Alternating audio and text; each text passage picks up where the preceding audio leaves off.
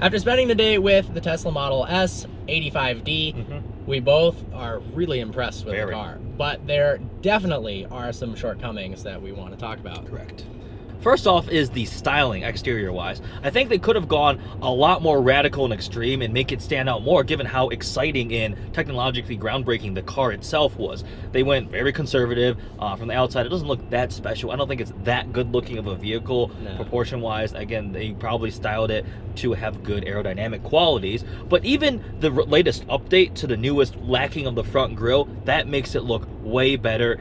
Because why do they put the grille shape on here? This car does not need airflow through a grille. It doesn't have an engine. What the hell kind of grille shape is that? Yeah, it's weird. No one has an oval grille like that. No. I don't know. It looks like a nose on some kind of weird bird. I always thought the Teslas kind of look akin to a computer mouse. That's what I always thought they looked like. Interesting. Yeah, but again, I am not a huge fan of that. I think the cars that compete in this class of vehicle, the new Panamera, S-Class, A8, XJ, those type of cars are much more beautiful vehicles. Yeah, or on the smaller end, M5, E63. Yeah, they're way better looking. Correct. Yeah, they could have done a better job, and I hope in the future they completely redesign the Model S instead of just changing the front a little bit. Yes. They come out with something cooler. Next up, the interior. It is Spartan, to say the least, and I'm a little bit disappointed because of packaging reasons. There are batteries in the floorboard, and you don't have a transmission and a drive shaft going through. You have so much more room to innovate and do some cool stuff, but they didn't. Instead, they didn't. The doors don't have anything on them. I mean, you've got one window switch and a door handle. That's about it. This looks like it's straight out of a minivan. I don't really blame them, but they borrowed a lot of parts from last generation Mercedes. The big screen does make up. I feel like they just went, hey, we're going to put a massive screen on it, and we're done. Everything else, that's it. I mean, it's really nice. We love the screen, infotainment. Yes. But the seat design is really boring, and for how much this car costs, this is $100,000 as spec. This isn't a $100,000 car interior. No. Not even material close. quality, build quality is all right, but materials feel not up to par with the pricing level. Yeah, the leather is not very soft. It's like extremely hard. The steering wheel design is ugly. Yeah. The carbon fiber, I guess, looks nice, but it's a little chintzy. Kind of looks like it's wrapped. Overall, not very impressed with the interior. Yeah. Oh, we've got another stop sign. Here's another good thing. This is something we don't hate about it. Oh, yeah.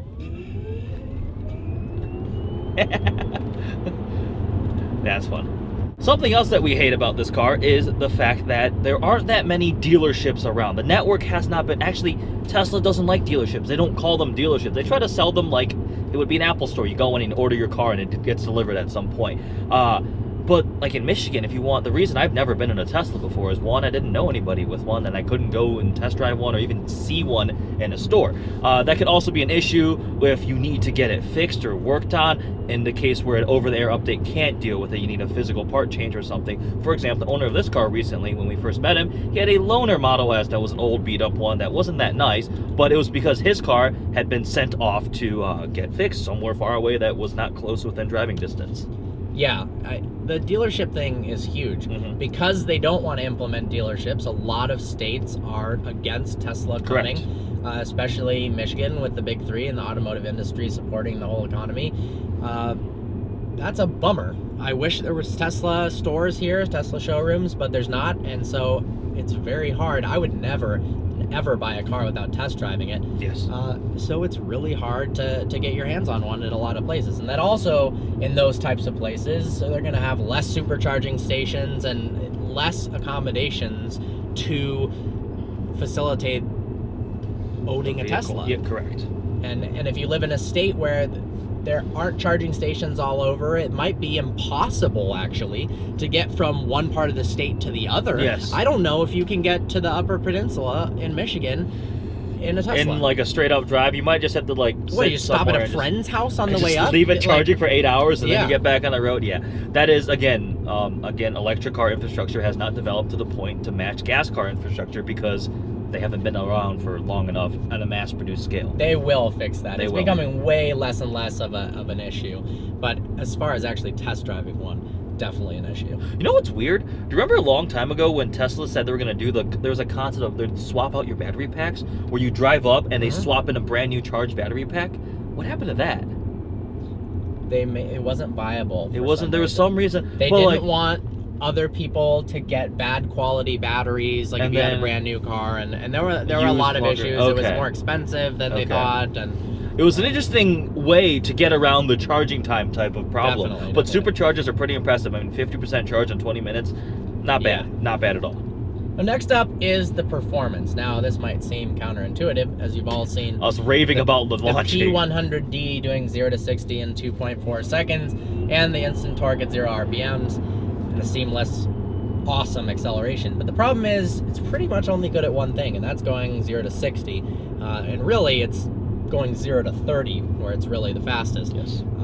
After that, the car definitely dies off. It loses steam, a characteristic of electric motors, and it can overheat, and it's really, really heavy. So in terms of this being a sports sedan, it's not really. It's got great acceleration, but that's about it. I mean, they tout that the lower center of gravity because of the batteries makes it handle better and it corners flat, but there are cars out there. I mean, a Panamera GTS handling on that compared to this is just not even close. And you lap one of these around the track a bunch of times and the batteries overheat, and the problem is batteries are really sensitive to temperature, and when the temperature changes, whether it's super hot or super cold, you're gonna lose performance by a lot. Yes. The last one is sort of a gripe with just the overall model lineup. So when the Model S first came out, there were what, 3 iterations? There was 60, I don't even know, because there's so many of them, and I was trying to go through, and Parker was trying to explain to me. He goes, so they first came out with the 60, and there was a 60D, and there was a 70, and a 70D, and an 85, 85D, P85, 90, 100. It's just a giant mash of numbers and letters.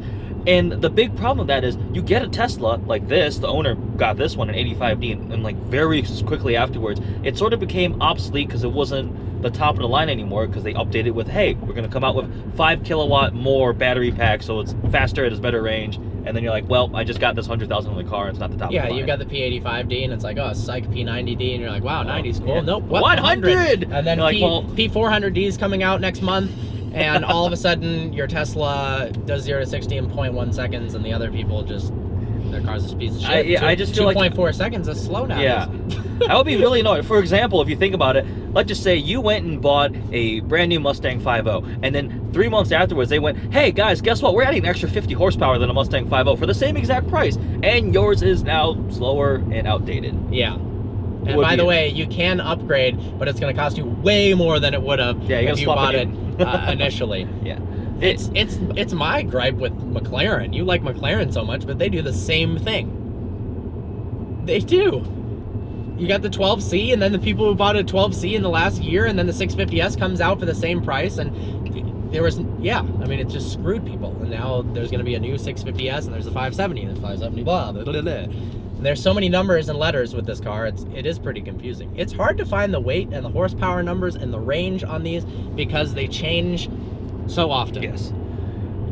But, I mean, regardless of the things that we said we don't like about it, it is a very impressive vehicle. It's showcasing the future. This is what the future will bring, or if not, it's an attempt to innovate. It is innovative for sure. I mean, Elon Musk is a freaking genius to do what he has done, and this car has had such great success. It's awesome. Yeah, I mean, in terms of alternative fuel sources, alternative ways of powering a car, Tesla has pioneered electricity as the solution. Hydrogen-powered cars haven't come through as much. It's not gonna work. Biofuels, ethanol. This is really, so far, the way things are going, and they're doing so well. Yeah. And finally, you've got a car that looks good, performs well, and there's no huge excuses not to get a Tesla, really. Other than the 5 things we just said. Yeah, those are big excuses. Well, I hope you enjoyed this video. Like always, please browse our channel and subscribe. Look forward to seeing you next video.